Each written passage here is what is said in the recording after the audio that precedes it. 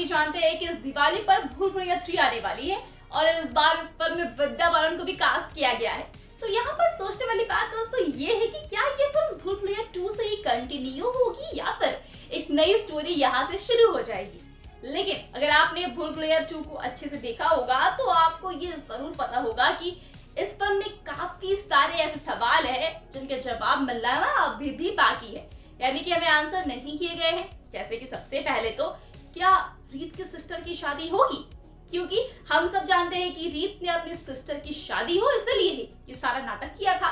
तो पॉसिबल है कि पार्ट 3 में उनकी शादी दिखाई जाए, क्योंकि भूल भुलैया की दोनों ही फिल्मों में शादी वाला सीक्वेंस तो दिखाया ही गया था।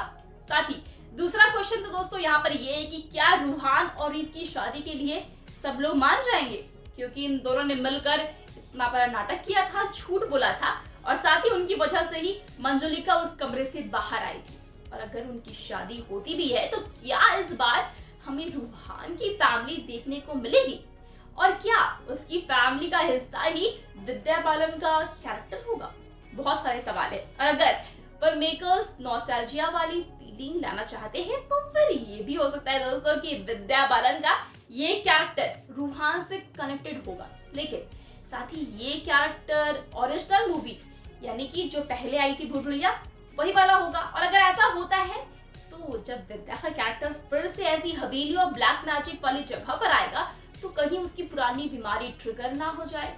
मतलब अगर ऐसा हुआ तो हमें इस बार तबू और विद्या दोनों ही डरावने अवतार में नजर आएंगे, यानी कि बहुत ही हॉरर वाली फीलिंग आने वाली है। इसके साथ ही सबसे बड़ा सवाल तो ये है कि आखिर जब मंजुलिका को इस कमरे में लेकर जाती है तो वहां आखिर हुआ क्या था, क्योंकि दरवाजा तो बंद हो चुका था, हमें कुछ दिखाई नहीं दिया, हमें बस सिर्फ एक की चीखने की आवाज आती है।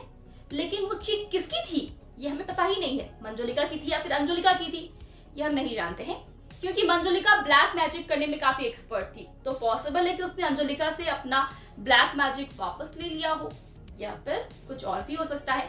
और अगर मंजुलिका मर भी गई हो तो फिर अंजुलिका का क्या हुआ ये भी हम नहीं जानते हैं। तो इन शॉर्ट उस कमरे के पीछे क्या क्या हुआ ये कोई नहीं जानता है। और अगर स्टोरी को कंटिन्यू किया जाए तो यहाँ पे बहुत बड़ा स्कोप है कि ये वाला हिस्सा हमें दिखाया जा सकता है, क्योंकि यहाँ पे बहुत सारे पॉइंट्स हैं जो मिसिंग हो गए थे। तो ये ऐसे कुछ सवाल है जिनका जवाब हमें पार्ट 3 में देखने को मिल सकता है। लेकिन साथ ही अगर फिल्म की स्टोरी पूरी अलग हुई जैसे कि पार्ट 2 की थी तो फिर ये राज हमेशा के लिए राज रह जाएगा। तो आपका इस पर क्या कहना है हमें कमेंट्स में जरूर बताएं। साथ ही वीडियो अच्छी लगी हो तो वीडियो को लाइक और शेयर करें।